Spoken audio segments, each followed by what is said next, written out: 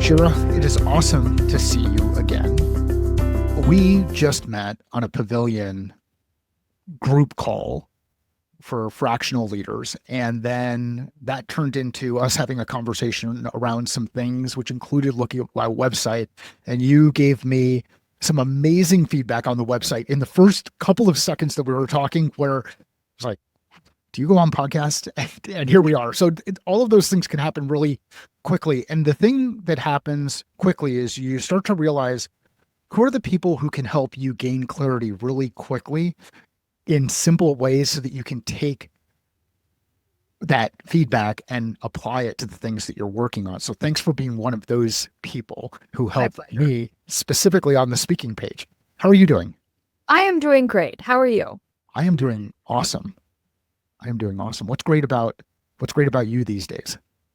It's a stunning day. It's going to be 70 degrees. I'm so excited. I've been so tired of winter, and I'm even wearing a short sleeve shirt. Awesome. Well, so the other connection that we have is you went to Arizona State University, so you're a Sun Devil.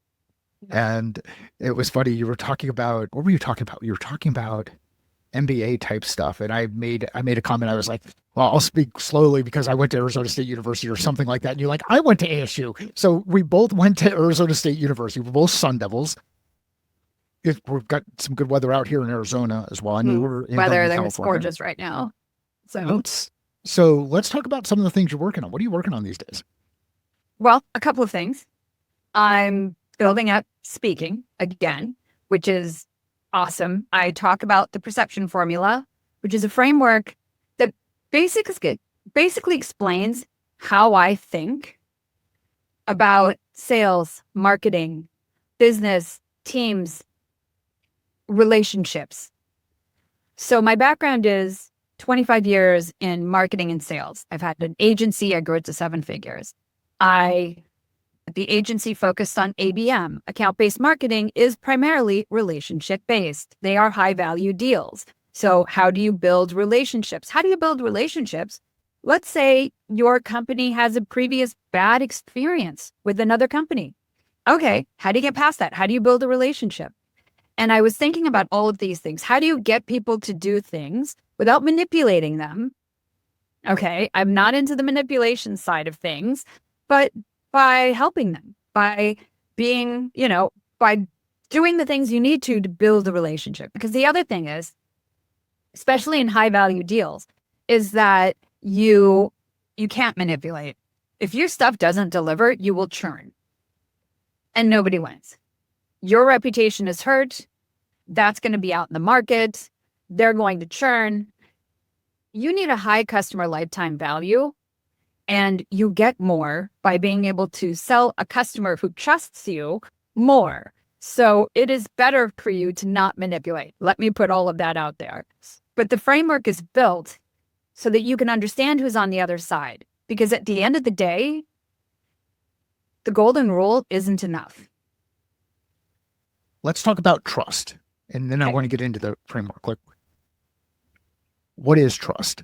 Trust is understanding how somebody thinks and understanding that their intent is good, right? Like, I come from an ask culture. Okay. I'm blunt. I had a meeting with someone who comes from a hint culture, and I didn't grab the signals. And I ended up insulting her, which was the last thing I wanted to do. And I felt terrible afterwards. And her trust in me was lowered because I asked her a question, and she doesn't come from an ask culture. So like, you had to hint around things with people who come from hint or guess cultures. This is their norm. And if they're not used to blunt people, they see it as rude and boorish. And people who come from an ask culture see people who come from hint and guess cultures, they're basically the same thing, as passive aggressive. So here we are, like this, not mixing in any way. And trust felt. We were getting along this whole time. And then I asked this question, and she pulls back, And boom, because she doesn't know me well enough to understand how I am, and I didn't know her well enough. And it is experiences like this that were the impetus for the perception formula. That is awesome. I have never heard it explained or discussed in this frame, in the ask versus hint kind of thing. And it literally, it's another one of those things. Another reason why I'm happy to have you on the podcast. Another one of those things where that simple piece can help really change perspective. So let's talk about the perception formula. Okay. So perception is a function of heuristics, which are mental shortcuts, right? So things like you get what you pay for and scarcity and foot in the door and all of these things. They're different heuristics. And then there's hormones. But because it's a practitioner's framework, only the hormones that can be triggered from the outside. All right. We're not talking about the hormones inside of the body that like run on their own and have to do. No, these are things like dopamine. If you've got your phone next to you, when you wake up in the morning, you're addicted to dopamine.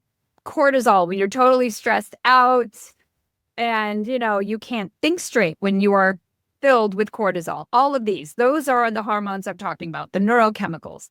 Then history. The history this person has with you, or the history they have with your company, or, there's got to be some type of interaction there. If there's no interaction, there's no perception. If there's no hormone attached, they don't care enough. There's, you haven't elicited enough an emotion to even be thought of. If there's no heuristic, if there's no mental shortcut connected to you, you don't exist. And then the way you target people is through heritage. Now, heritage could be where you grew up. It could be your ethnic background. It could be your profession. My husband's an engineer. I'm a marketer. They are not the same thing. We do not think the same way. So it could be any of those. It's how you think and put that together, and that is how you target, right? So if you don't, so I think of heuristics, hormones, and history as a three-legged stool, and then heritage is what makes it into a comfy chair. This is fascinating. Where do people tend to struggle? Like if you were to stack rank, do you stack rank these in order, like in the order that you shared, or they're all just okay? So they're connected to each other. They don't have to be stack ranked. Where do people typically make the most common mistakes that are a bit easier or simple to overcome? What are the most common mistakes across the ages? Most common mistakes are not the easiest to overcome. The most common mistakes are things that go along on the heritage side. Okay. Right? Because it's things like the ask versus hint culture, right? So that's not easy to overcome. It's easier for an ask person who suddenly is in the mix of all these blunt people. Like, where the hell did all these morons come from? Like, why are you all so blunt? What happened here? Where did grace go?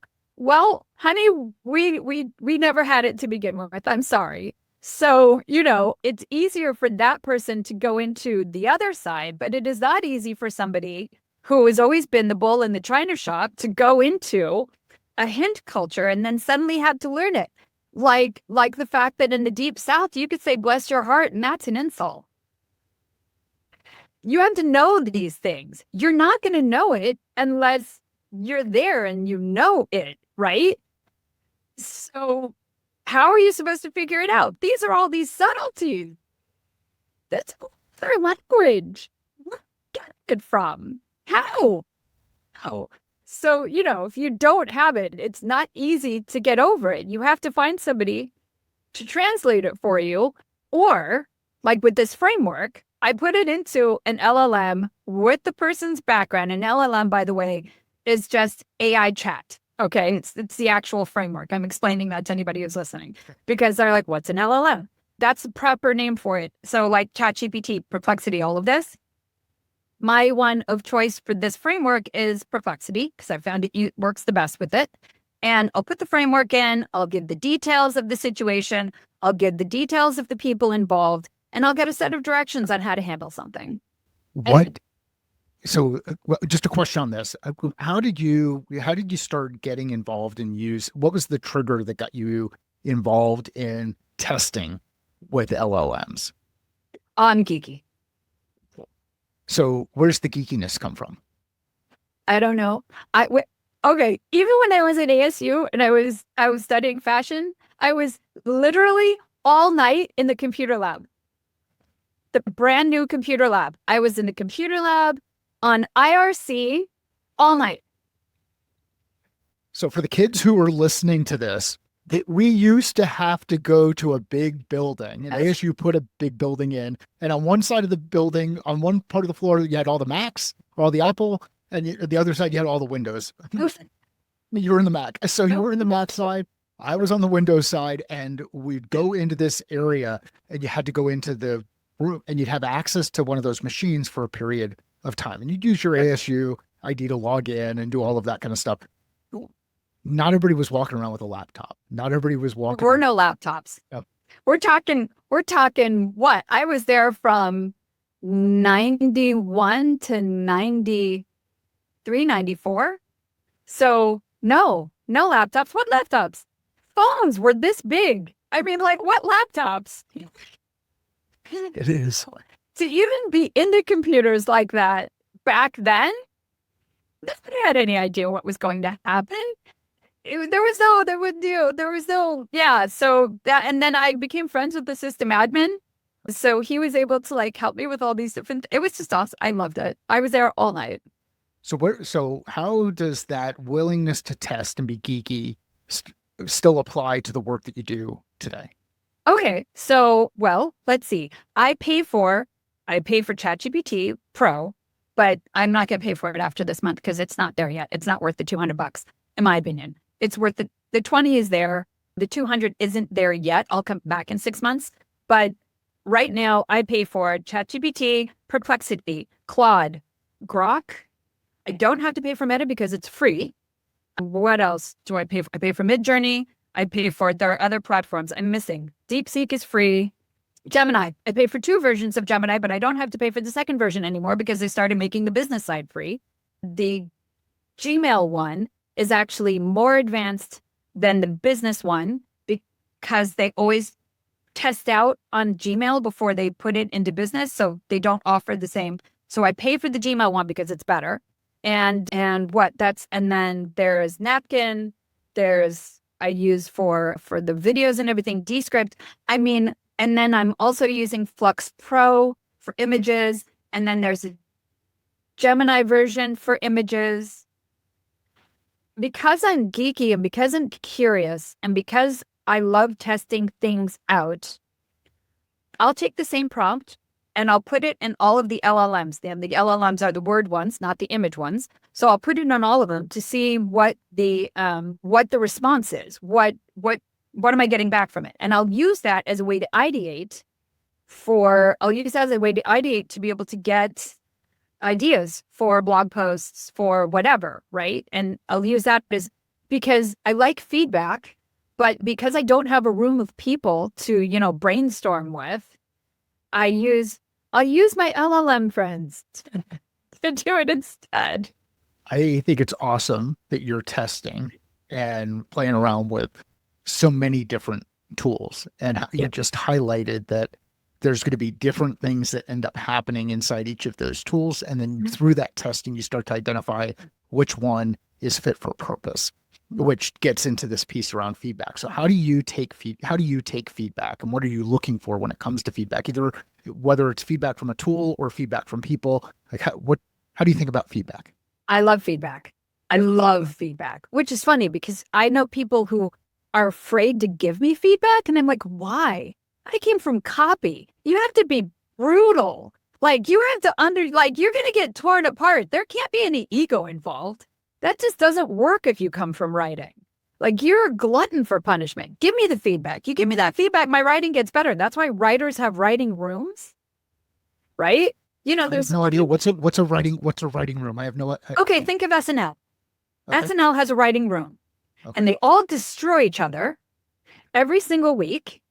in order to figure out what the best pieces are that'll actually end up in the show. I had no idea. That's Yeah. awesome. Okay. And every single sitcom has a writing room where they all sit there and hash out ideas together. Writers work better together. Artists work alone, but writers work together. That's why you have an editor. That's why you have, all these different people involved if you want a book to be good. It's not the same thing. They work very differently. Writing is collaborative. Some of the best songwriters of all time, if you look at the big show tunes, were two guys, right? Now I can't think of any of their names, but there's two. Go look it up. Awesome. So now, Ed, again, just mind-blowing conversation for me. I'm thinking about which ones fall into the ask category versus the hint category. And I would imagine more ask folks end up being on the writer side and more hint folks end up being on the artist side. Is that fair? No. Okay, why not? Yeah, cool. Because the thing is that it depends. Most artists, I will say, don't like to be told anything. Okay. But they also don't like to be hinted towards anything either. That's awesome. Hey, having worked with many creatives, I would say, you get a few that like to be told. Yeah. And they prefer to be told than hinted because, just take off the Band-Aid. But I would say that all of that, for the most part, they all prefer to just leave me alone. Let me go do what I do. You don't understand my genius. I would say that of most artists.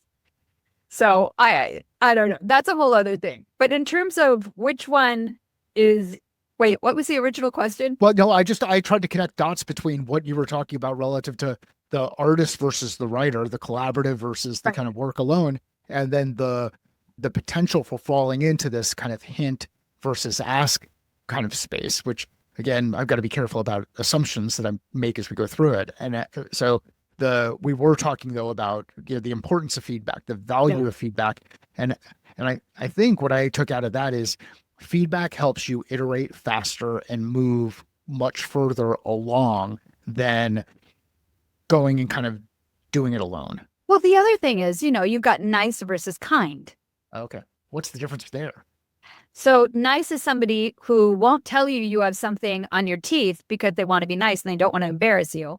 Yeah. And kind is somebody who goes, oh, you got something on your teeth. Get that out of there.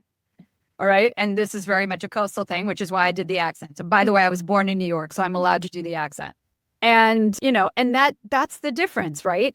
I love the East Coast and I love working with East Coast people, especially Boston, New York, who are more on the blunt side because I get the feedback and I don't have to guess what the hell they're trying to say instead of them just saying it.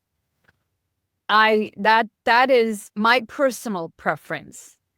Other people are not like this. And that's okay. That's the other thing. Like, it's okay to not be like this. There are other cultures where you have to save face. That's a whole other thing. That's not even hint. Then you have to figure out how you're reframing everything so that you can give them feedback in a nice positive way and reframe it so that nobody gets embarrassed. Like, people are complex. Just so freaking complex. So complex. What adds to the complexity? Well, where do you come from? Yeah. Where do you come from? What social class are you? Yeah. What social class are you? Where do you come from? You'll find that, in my personal experience, I come from lower middle class. Okay. Lower middle class, lower class tend to be blunt. You go up and there's certain, niceties and what, certain things that you have to do and to perform and to show that you fit with this group. We don't behave that way. This type of thing, right? And so then you have to know, oh, I can't do this. I have to do that. It's different. It's like you have to take the food and put it onto the dish and you can't just grab and you have to do the layers. And you can't just everybody eat from the thing. And God forbid you take your bread and you sop up the gravy, right? From the main thing. No, no, you have to take the gravy in with the spoon and put it over to the plate. And then you get it's a whole other ritual. And you have to understand everybody's little intricacies. What are some of the things that you do to kind of understand those? Like with the opportunity to work across 1,000 startups and work in that kind of environment, like what are some of the things that you do from a practice perspective to understand the norms and the culture and the things that happen? Yeah. So I don't try to understand all the differences. What I do instead is I explain how I am. Cool. Yeah. So that they understand that my intent is good. Because here's the thing. If somebody is taking the time to look at your stuff and give you an opinion when they could just go, oh, that's great, and just walk away, why would you not listen to them and say thank you? They cared enough to tell you. They cared enough to give you feedback when they didn't have to. So in my situation, when I'm working with startups, I first of all explain that, I explain my own background. And I also say, look, I have a limited amount of time with you. I do not want to mince words because I want to give you as much information as I can while I'm with you. So that means I'm saying things quickly and blunt. This way, you will get as much benefit as you possibly can out of this. And you could take it and do it, you will. But, if they're going to get insulted, I can't control that. But I know the information I'm giving them is good. I have had multiple companies that I have worked with over the decades grow to be public, large companies. So I know I'm good. It's up to you what you do with it. And that's the other thing. If you're not coachable and I can't tell you something, you may decide to not listen to me, which is fine if you get advice from somebody else that you think is more in tune with what you're after or whatever. But the ones who aren't coachable don't win. The ones who don't listen don't win. We could go so deep on a number of different topics here. But one of the things, and I fall into one of the traps that you had highlighted, and I do it with intent. It's looking at internal versus external locus of control when going through an interview process with someone. And I provide some very direct feedback to people at the end of that process, more to get a sense for how do they respond? Do they immediately get defensive, or do they kind of take it and look to build from it? And if they fall into that non-coachable trap that I've laid on there, then because I've got to sort and filter quickly, move on, because I know that the stuff that we're going to be working on is going to be really hard, and I don't want that to be the tendency. At the same time, there are a handful of instances where someone has demonstrated skill so well that I give them another chance to go through it and then do the same thing and see how they respond in that kind of environment. And it's tough. Where does coachability factor in to working with others from your perspective? So coachability is more than just how they react at the moment. Mm-hmm. Because the thing is, I know myself, I probably give the impression of somebody who's not particularly coachable because I will react and then I will sit and think and I will sit in it for a bit. And I'll be like, they're right. I need to work on this. And then I'll sit and curse and mumble under my breath for a while, and then I'll go and get to work on it, right? But my initial reaction is, and or it could be, it depends, right? It depends on what it is that they're saying, on how much it hits the nerve, I will fully admit. So I think it depends. I think that you need to see, all right, I gave them this feedback. They didn't react well, but let's see what happens. Because it really depends on what the feedback is and who they are in their background, right? Maybe you touched on something and you don't know why. Yeah. So I think that it depends. Coachability, though, if they don't react at all, if they don't fix any of the things that you're saying at all, they don't want to. They're not coachable. They're not going to listen. They're not worth my time. I will not.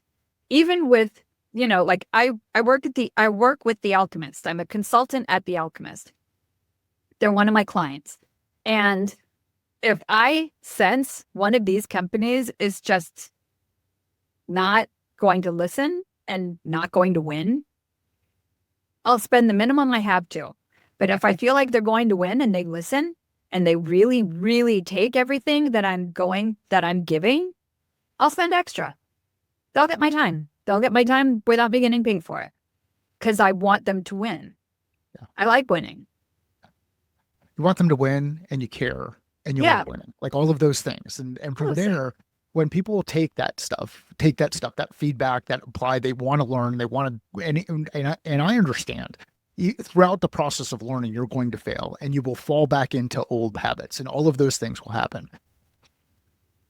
But if you get back up and you continue to move forward and you continue to work toward making progress and are interested in it, I will give you all the time in the world or all the time that I can to help you do it. Because there's too many people out there who will go through the motions and say they want to do it. But the reality is you're out of sight, out of mind. Yeah, they do nothing. Yeah. So let's get back into the framework. So heuristics, hormones, history, and heritage. I want to talk about the hormones thing. So I'm one of those people who, as much as many times I'll be like, hey, I'm going to leave my phone out in the kitchen. I'm going to charge it out there and still keep it by me. I even have like this watch. I keep my watch on. I went through a period where I was like, I'm not going to wear the watch anymore because it just becomes it's another thing. It's another data point. It's another one of those dopamine pieces. Yeah. I'm definitely chasing the dopamine because the phone is still next to the bed and the watch is back on my wrist. Let's talk about what are some of those hormones, dopamine, cortisol, other hormones that are the type of hormones that fall into the framework. Okay. So we've already mentioned dopamine and cortisol. Yep. You've got endorphins. Endorphins are the only things that cut off cortisol. Cortisol is the stress hormones. Endorphins come through exercise. Okay. They come through exercise. They come from laughter. They come from listening to music that moves you. So I'll go back to endorphins in a minute. You've got oxytocin, serotonin, neuroepinephrine. Neuroepinephrine is the alert one. And these are the main ones that I focus on. On that alert one, does that get into things like fight or flight type perspective? Okay. So, but what you do is you capture their attention, right? So, okay, let's look at, the Allstate commercials? Yeah. Yep. The mayhem, funny, right? The mayhem ones. The mayhem ones. Exactly. Yeah.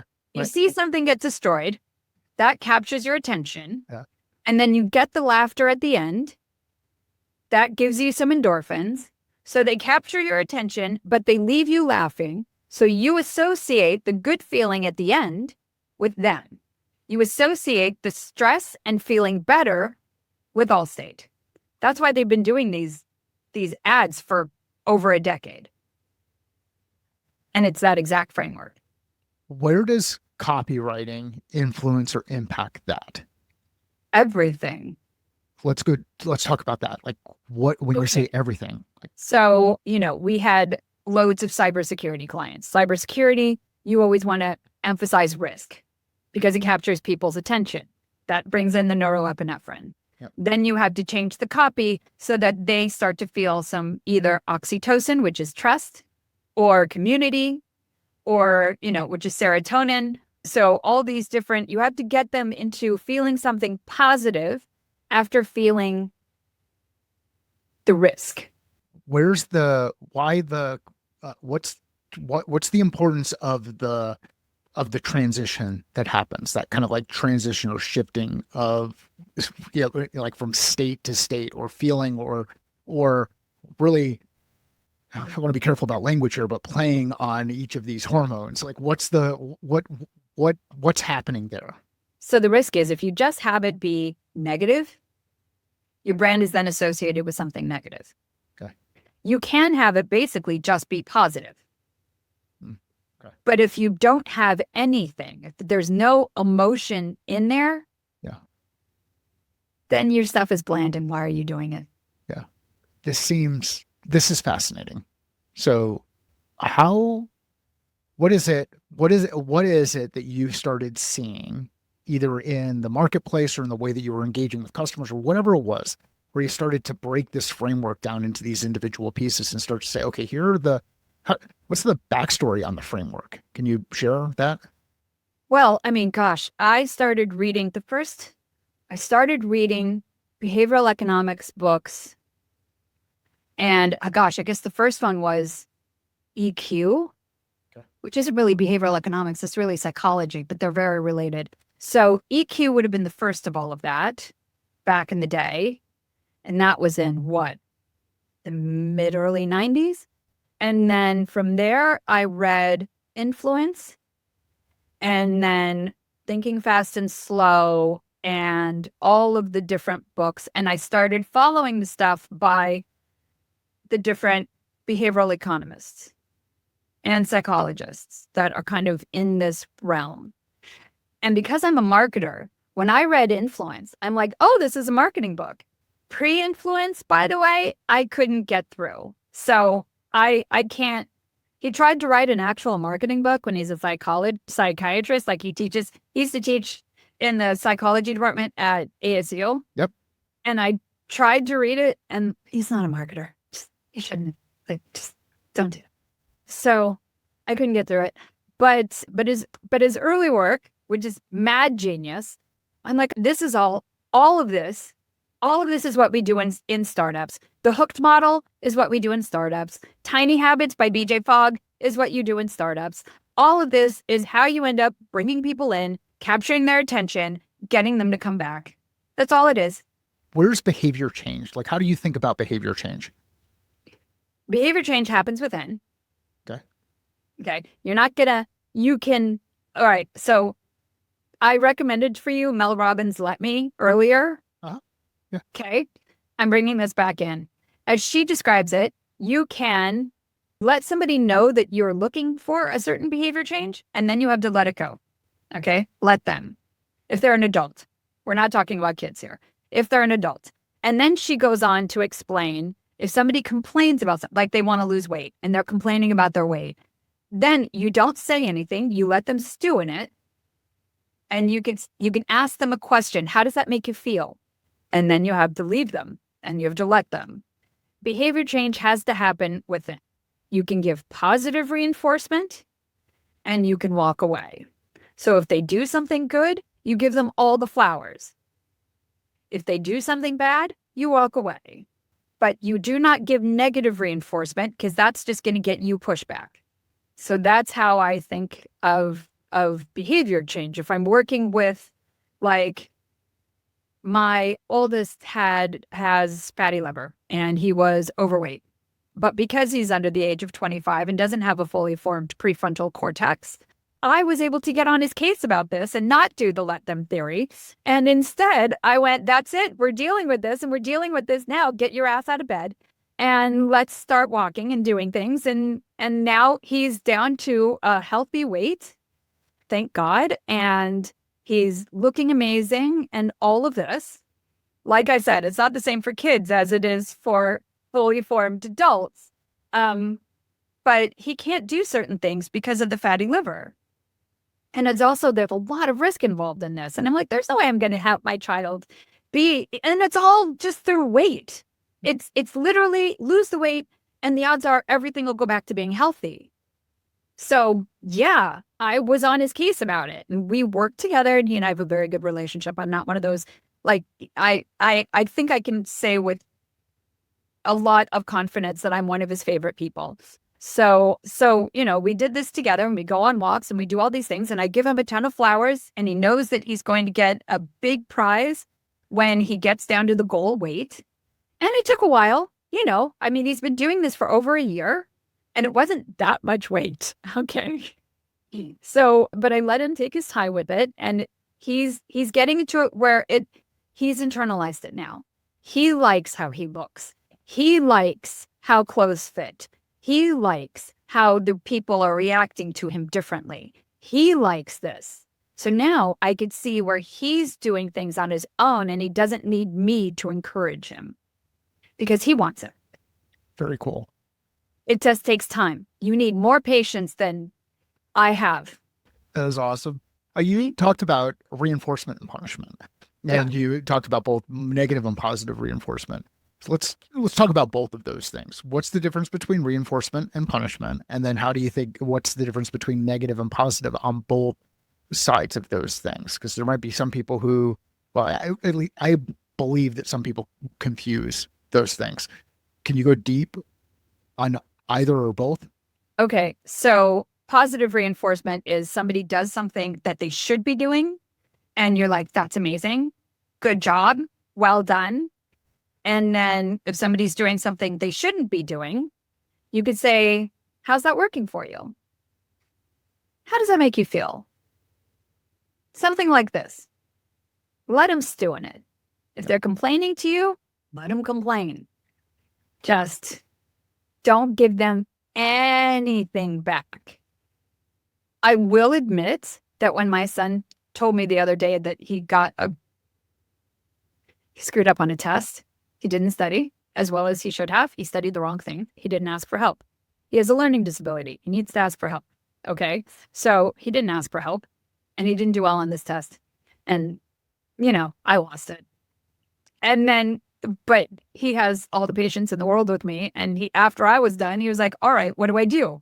And I'm like, okay, let's go through, show me the notes your teacher gave you.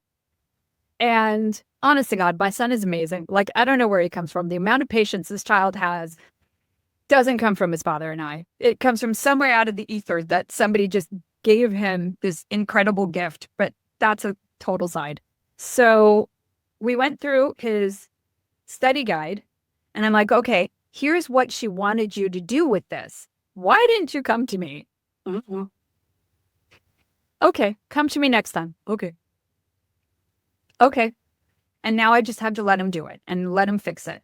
And he doesn't want to drop the class yet. So we're going to go through and see if he could do it. And when my other son was in high school, I have two boys. My other son was in high school. He wanted to take 5 AP classes in 1 year, which is unheard of. And everybody was like, that's insane. Why would you have him do this? And I'm like, I'm not having him do anything. He decided to do this. So I went to him and I'm like, everybody is on my case about you taking these classes. Are you sure you want to take 5? And he goes, Mom, if I screw up, that's on me. And I went, okay. So you have to choose your battles and figure out, all right, this is something that I have to be strict on, right?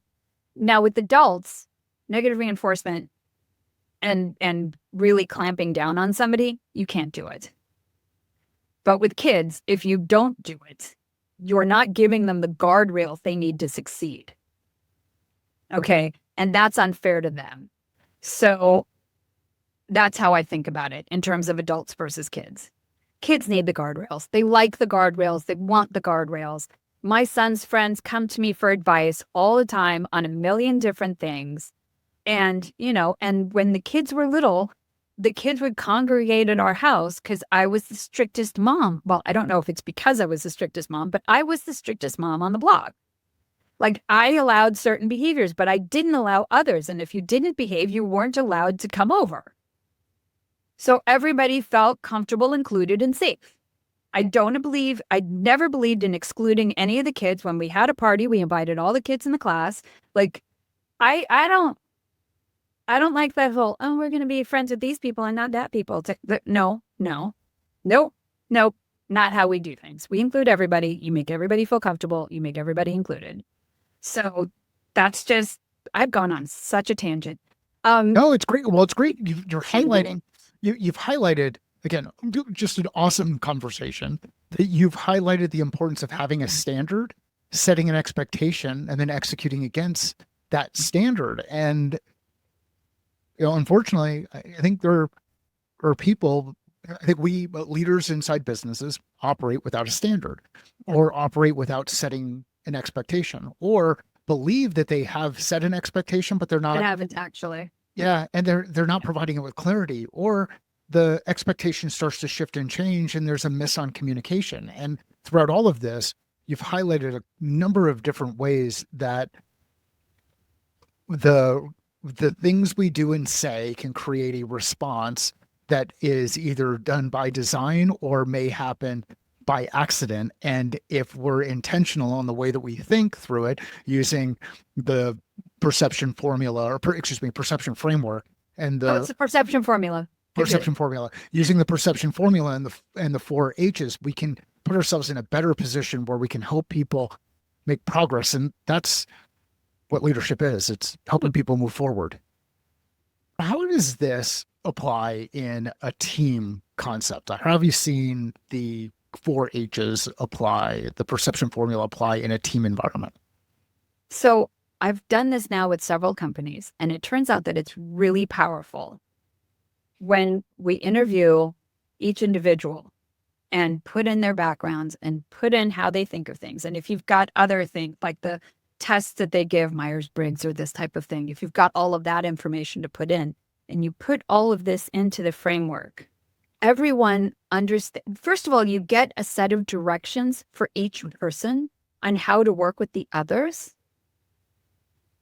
so that you could feel more comfortable. And you're like, oh, okay, they're like this because of this. This is how they think.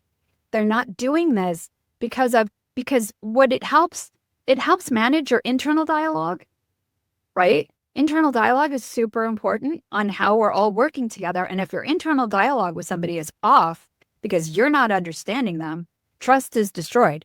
Like I said before, the golden rule is not enough, right? Like you can't do unto others as you would have them do unto you. Well, also, when trust gets undermined, even though our intentions are really good. And good intentions aren't enough either. So you want to make sure that they understand you.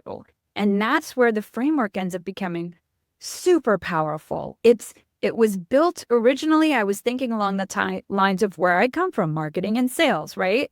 How am I going to understand how to sell to somebody who's very different from me?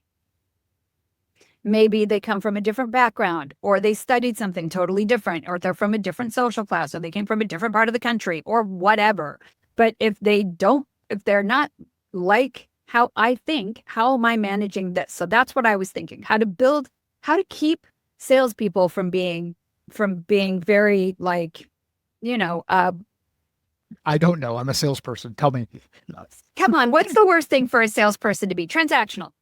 Oh, yeah, you don't. Okay. Yep. Exactly. All right. I built it to keep salespeople from being transactional and to think about and build relationships. This helps solve for that. But it turns out it also helps solve for teams.